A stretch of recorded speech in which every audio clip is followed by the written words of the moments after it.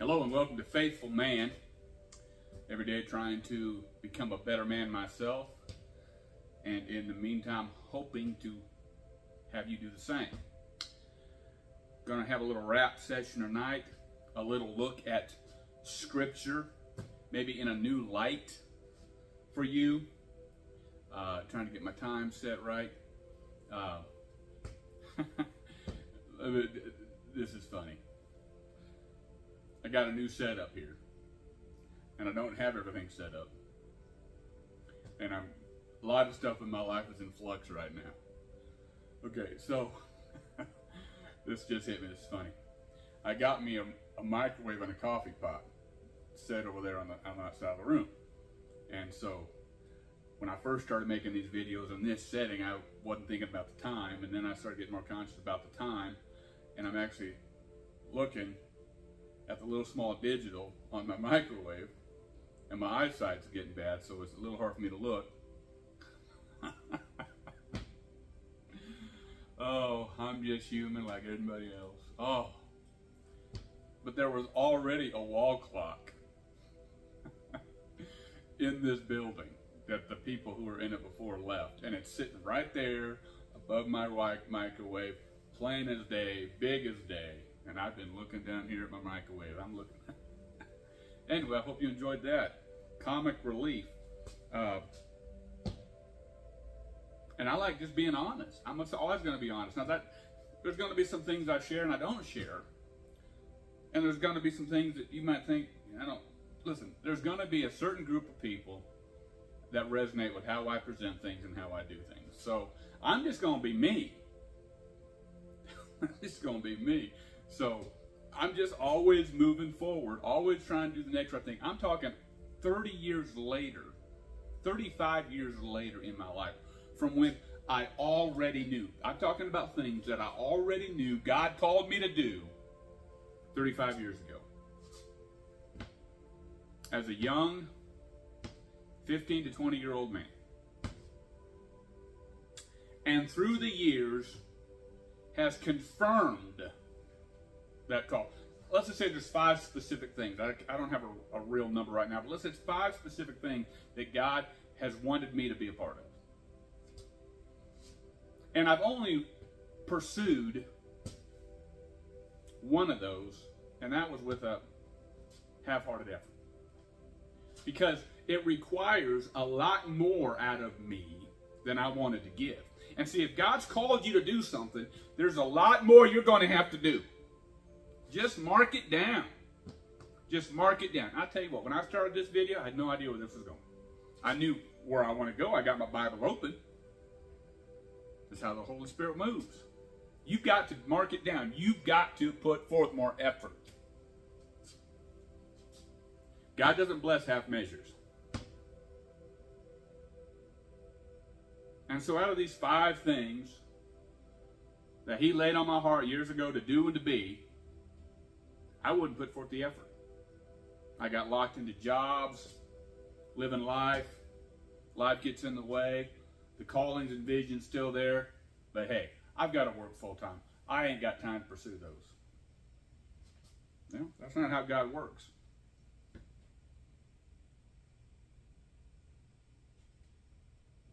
And so for 30 years, I didn't do anything with it. And anything I did do with any of it was half measured. Well, I lost everything. Nearly 10 years ago, got a kicking. You're going to see me stumble over my words quite a bit because the Lord is transforming me. Okay? There's a certain part of me that's always going to be the preacher mode, the leadership mode. Look the part as leadership in a church. I believe a pastor behind a pulpit should look the part. Have no question about it. I know it's right. It's biblical. If you want to know more, you can ask me. But there's biblical examples of God's men always looking a little bit better, a little bit more dressed up, a little bit more professional than the lay people. Doesn't make them better, but it was a standard God created for leadership. There's a certain way of life I'm always going to live. There's certain things I'm not going to do or say in a public setting. That I'm not going to do or say, certain words I'm not going to use in a public setting behind the pulpit. But as he's been transforming me over these last 10 years, 5 years, and the last 3 years, and he's hunkering down on me the last 2 years, I mean, just, he's got me thinking about doing things a little differently in ways of reaching people where they are.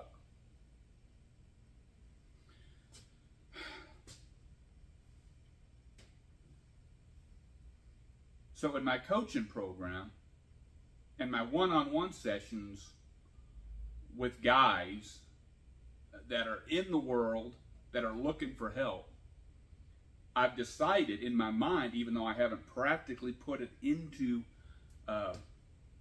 practice yet, that I might use language and words in such a way that I wouldn't normally use them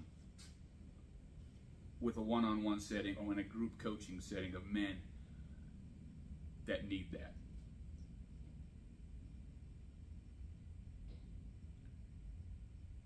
And stepping out of the norm. Not becoming what people think, oh, you've got to become a sinner for the sinners. You've got to become a prostitute to win the prostitutes. You've got to get addicted to drugs to win the drug addicts. You've got to get tattoos all over your body to win that community. No. But there are certain things that when Paul was saying it, he was talking about restrictive. Things that he will not do, that he's allowed to do in certain groups of people because they saw it as sin. Not a freedom to do whatever you want. Okay? And so, like these words that I'm talking about, slang language, okay, a little bit more colorful language that I might use with a one-on-one session or a small group setting with some men. It's not what I want to do. That's not who I am. But I might need to become that for those men in certain situations. And so you're going to see me bite my tongue because, listen, I use foul language in private. In my prayer times. And I cuss at God. I'm going to put at least one message together or one video session together where it's going to be F you to praise you in the same breath. Oh, I just lost some of you. Listen, I am not looking to please anybody but my God. And we live in a society where everybody hides behind a facade and they're not honest and real about their emotions and how God is dealing with them. And then preachers or whoever get up and they act fake. They act like there's no problems. And they don't get down and dirty with the people. So, and then some sessions I've had with men, one-on-one. Yes, I use more words, different words that I don't use in public. And so I'm going to catch myself. And I might slip. And you're going to have to decide whether you're going to love me or not, whether you're going to listen to me or not, whether God can use a guy like me or not.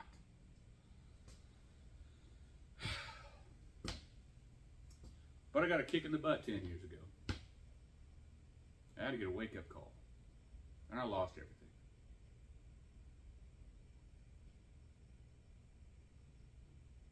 And so for 10 years, 5 years, 3 years, 2 years, 1 year, I keep doubling down, doubling down, doubling down. God keeps doubling down, doubling down, doubling down on me. He keeps squeezing me. He's squeezing the ugly out of me. He's squeezing the weakness out of me. He's squeezing the independence out of me. And he's making me depend on him. And he's sending me through some flipping, stinking situations that I hate. And I went through it last week. Man, last week, I went through it. Man, what is today? Wednesday?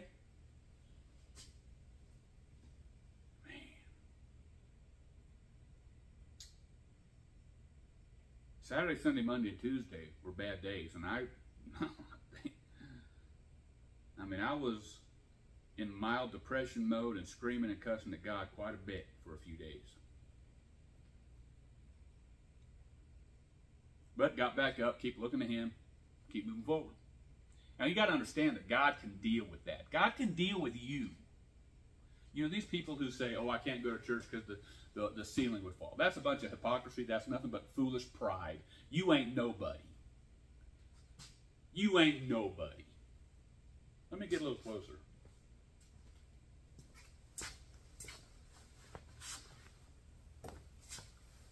You ain't nobody.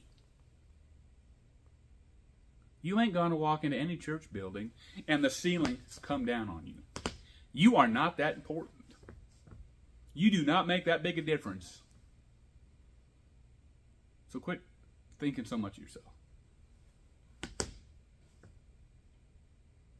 God can handle you.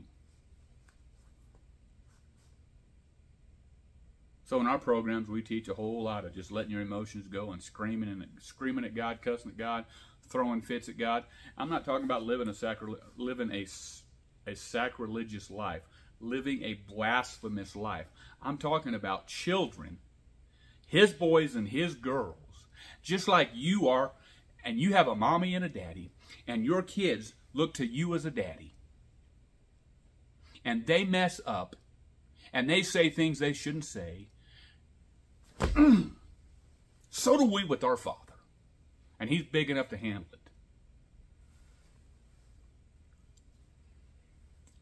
He is there for you.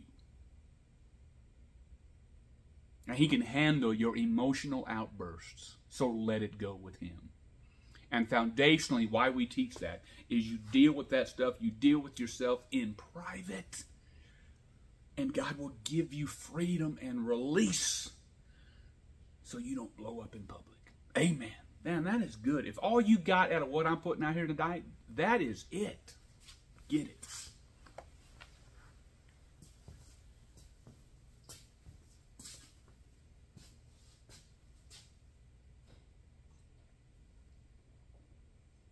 So stepping into His calling.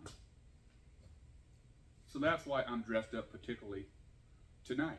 You're not always going to see me in suit and tie. There's going to be times I specifically put on a suit and tie, depending on what I'm teaching or what the setting is. I'm totally open to God leading me that every video from here on out, He wants me to wear a certain shirt, wear a certain tie, dress a certain way, and look like that all the time. I'm in His hands. But until He showed me otherwise, I'm just always going to be who I am. And so, tonight I stepped into another avenue of my calling. I don't know where it's going to go. I don't know what it's going to lead into. But part of who I am is I love acting. I love it. Almost just as passionate as I am about teaching and preaching and owning my own business. I love acting. I've loved it since I was in high school. And we put on our first church play. I loved it. I was good at it. I loved it. Did a few more plays through the years through churches. I got accepted in a Christian Actors Guild 5 years ago and I was learning things before I had to move because of a family emergency. I have a voice that people have told me multiple times, you need to do voice acting. I just always push that stuff aside because life gets in the way. The Kendrick brothers made another movie. I love the Kendrick brothers stuff. Listen, when I say I love something or I talk about certain people, you need to know, and I'm not going to say this a lot because you just need to know this. It's never 100% approval. Okay? But for the most part, I love what the Kendrick brothers are doing. I love what they're putting out there. And their latest movie came out this week. And it got me thinking about it again. And I looked them up. They told me where to send my stuff. I sent an email off to whoever that lady was. I haven't heard back from them. But in the process, there came another application for acting auditions. I put in for it. Somebody called me yesterday. Wanted to put me on audition tonight. So they tell you, take it seriously, treat it like an interview. So yeah, I'm old school enough to realize, hey, if you're going to do an interview, if you're going to do anything serious, show up in a suit and tie. I'm going to sit down again. I'm going to get personal with you again.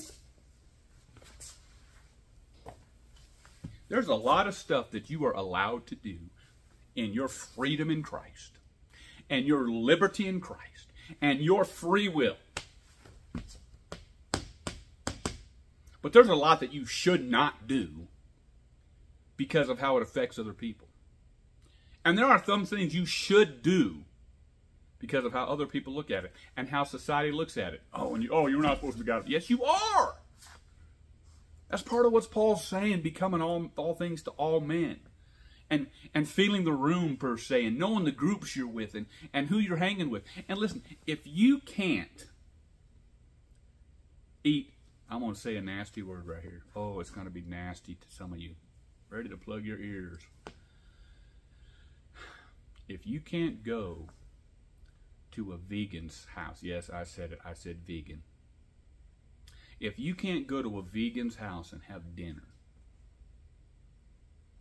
because you love steak, you love chicken, and you love fish, and you can't go to a vegan's house and be a servant and eat what they serve, then you're not right where you need to be in Christianity. Listen, I'm telling you, the whole idea of being a vegan is wrong. And it's been proven to be wrong. Even in health circles, it is a bad decision. And then those who try to say it's biblical, it is not biblical. They don't understand their Bible. And on the other flip side of it, just because Jesus has given us freedom to eat anything, and he has the Jewish laws for eating, the dietary laws. And there are still, always has been, benefits to Jewish dietary law. You can't dismiss it, but Jesus really does give us freedom in the New Testament to eat everything. Just because the dietary law says don't eat catfish and don't eat pork chops and don't eat shrimp. Okay? Because it has a negative effect on your body. But now we have the freedom to eat it. He didn't do away with the negative effect those things have on your body.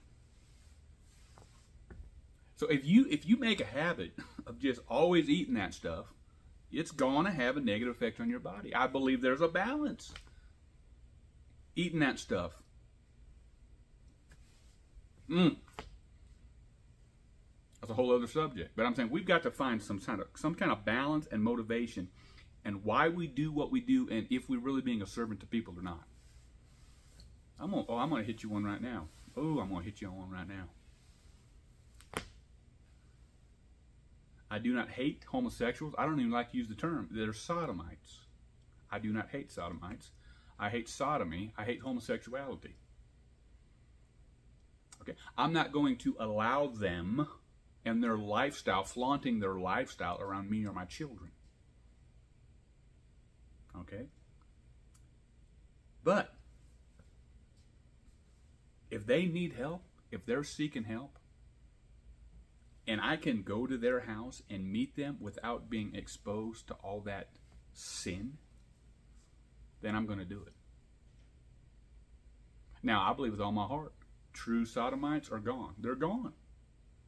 Their mind has been sealed with a hot iron. They cannot get saved.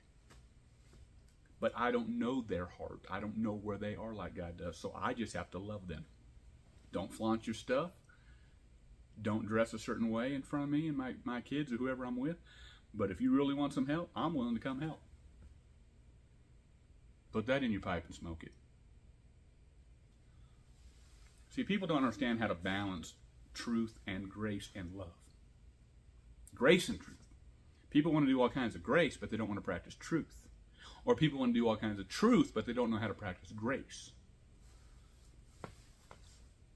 And it comes with a level of hardness, a level of leadership that you need to put out there if you want to be used of God in the right way. Too much grace, everybody's just going to do what they want. Too much truth, nobody wants anything to do with what you want because you got no grace. If you do nothing but grace, all you do is enable people to continue in their sin. You've got to have grace and truth, mercy and truth. And that comes with a level of love and a little bit of push and pull, a little bit of putting up with, but also rebuke and teaching, and not gonna do that. Real grace comes with a level of teaching and rebuke. Bring me back to my main thought when I sat back down, as far as dress. Because of how our society is and how wicked it is in its thoughts, there is a multitude of things that in and of by themselves, taken as individual situations, are not necessarily sinful. But when you look at the whole picture, when you look at the whole society, when you look at history and statistics and developments, you see there's a whole lot of stuff we're doing today that is a result of wicked decisions made 50 and 100 years ago. So here's some examples. You could think I'm crazy. I don't care. Walking around in public in your pajamas and your full hooded pajamas and your slippers is wicked. I'm talking walking around as a lifestyle in your pajamas and slippers is wicked. It's a lazy, disgusting look. Now, hey, a midnight run to the gas station, that's different. I'm talking about walking around like that. Going to work like that. Going to school like that. It's wicked. It is. It's wicked. And the way society dresses, especially women today, wicked. Yeah, it's wicked. Men walking around without their shirts on, buff or not, wicked.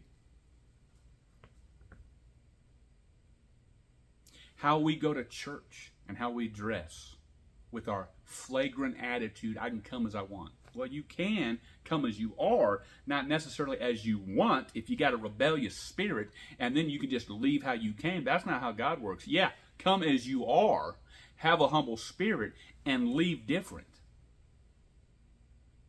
We live in this day and age where we can just come as we are, do what we please, and leave the same. It's wicked.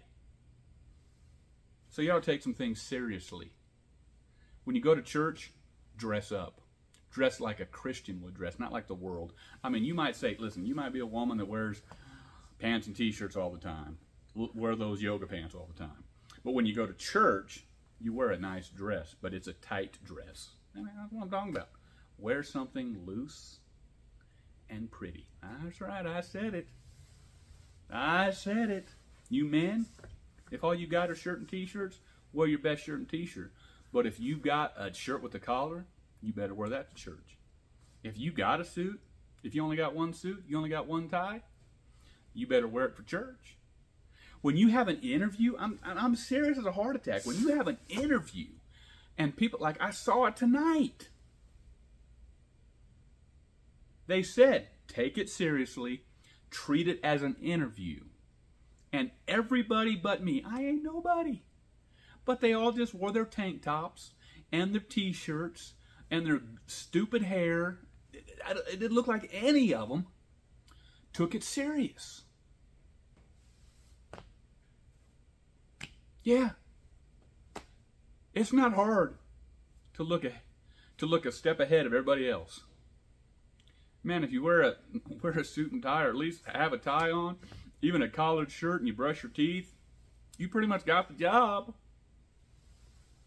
Man, it's a mindset. It's a mindset.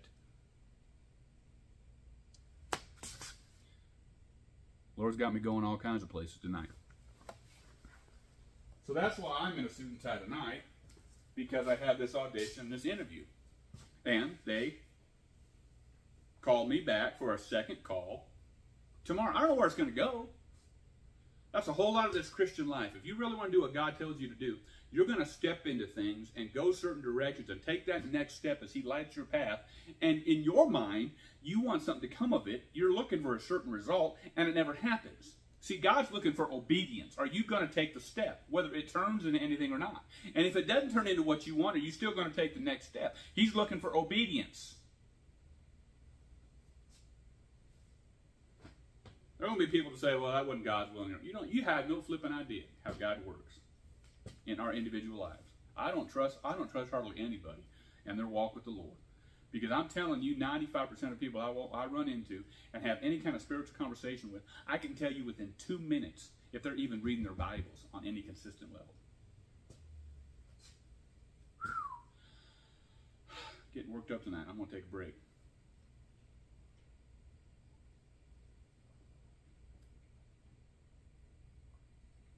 So that's why I'm in a suit and tie tonight. And I thought, hey, I'm in a suit and tie tonight. I'm going to teach and preach. I'm not going to let this go to waste.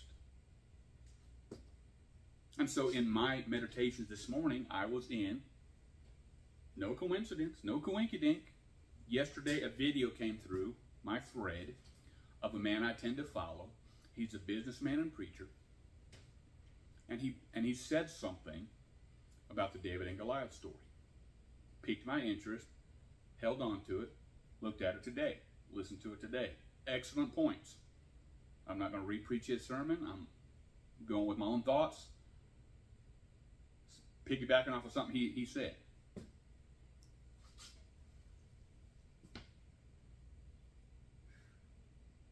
And it's a familiar story. So I'm running with it. And then I just saw a video yesterday, because I'm always learning, trying to learn. Listen, you got to find out what you're going to do and where you want to stand on things and who you're going to listen to. Because if you listen to everybody, you're going to get lost and confused. Okay, pick a lane and stay in it. And I'm preaching that myself. And over the last couple of years, I've been narrowing down, who I listen to, what van I'm going to go in, because you can't listen to all of it because they all disagree with each other. And so the thought on this was, I've just been hearing for the last several months, short form video. That's the ticket. That's what people do, the short form video.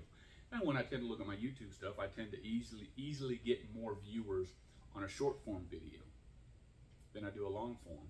I just watched a guy came through my thread last night. He talked about how long form video is getting views. And he gave 3 examples of guys out there who had consistent video, had good content, a lot more viewership than I've got, but mostly, like 15 average videos.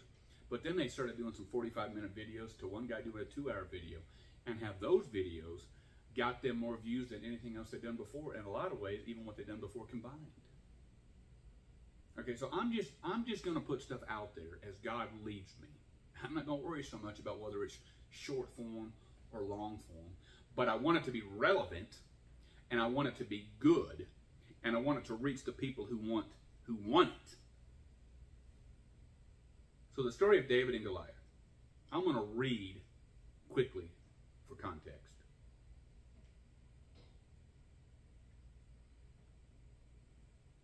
Now the Philistines gathered together their armies to battle, and were gathered together in Shokoth, where it belongeth to Judah, and pitched between Shokoth and Ezekah.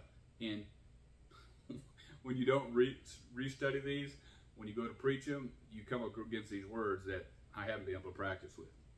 So, Ephes Dammim. And Saul and the men of Israel were gathered together, and pitched by the valley of Elah, and set the battle in array against the Philistines. And the Philistines stood on a mountain on one side, and Israel stood on a mountain on the other side, and there was a valley between them. And there went out a champion out of the camp of the Philistines named Goliath of Gath, whose height was 6 cubits and a span, 10 feet tall basically. And he had a helmet of brass upon his head, and he was armed with a great coat of mail.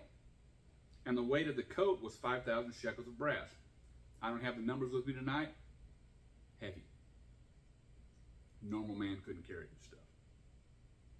And he had greaves of brass upon his legs, and a target of brass between his shoulders. And the staff of his spear was like a weaver's beam. It was wide. And his spearhead weighed 600 shekels. So I do know this, that's about 16 pounds. Okay, can you imagine a guy hurling a weaver's beam that's wider than probably most of our hands with a 16-pound spear on the end of it, head, and being able to launch that to targets, you imagine what that would do to your body.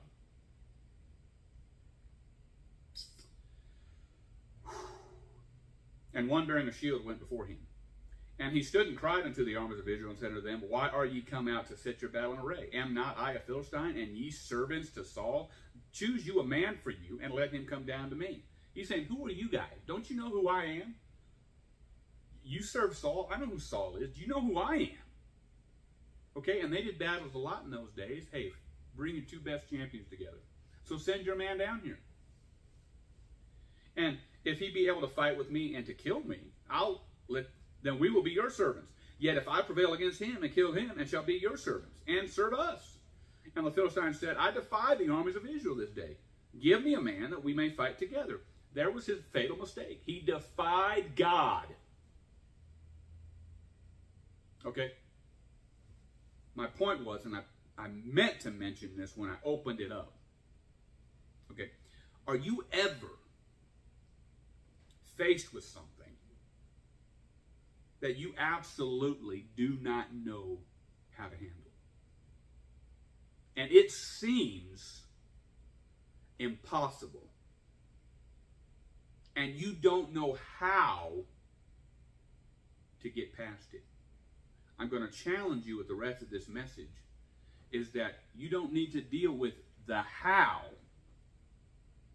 You need to deal with the why.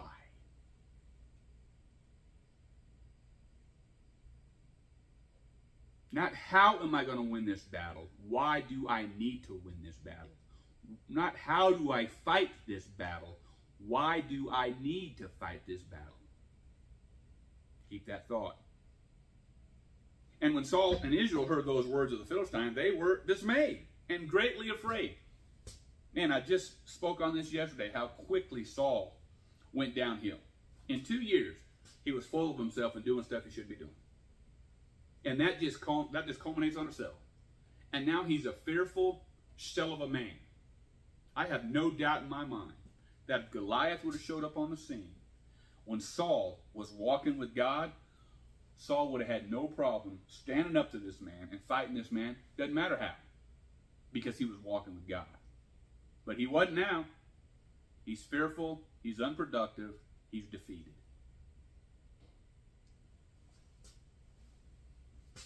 Now David was the son of an Ephrathite of Bethlehem, Judah, whose name was Jesse. And he had 8 sons, and the man went among men for an old man in those days of Saul. And the three, we're going to talk about that. We're going to talk about his eldest sons that were out there in the field.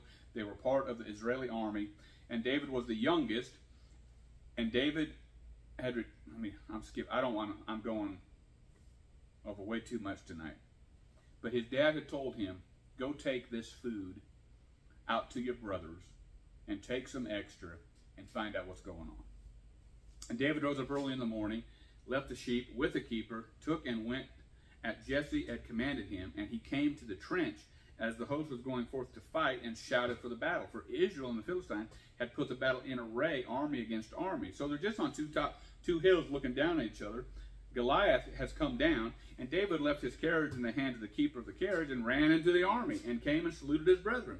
And as he talked with them, behold, there came up the champion, the Philistine of Gath, Goliath by name, out of the armies of the Philistines, and spake according to the same words, and David heard them. Okay, new guy on the scene. David's hearing this now.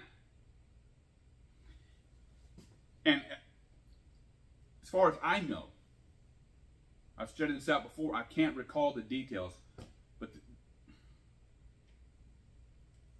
I just skipped over it. I just saw it again. But yeah, this thing was going on for 40 days. So for every day, as far as we know, Goliath is coming down, making his shouts. Nobody's coming down for 40 days. One of these days, David shows up on the scene. David just stepping in the light that God had given him. His dad told him to go.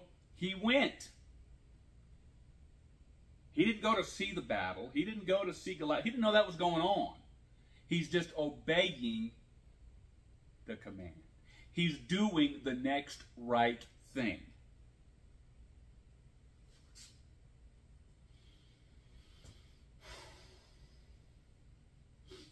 out of the armies of the Philistines, and spake according to the same words, and David heard them. And all the men of Israel, when they saw the man, fled from him, and were sore afraid.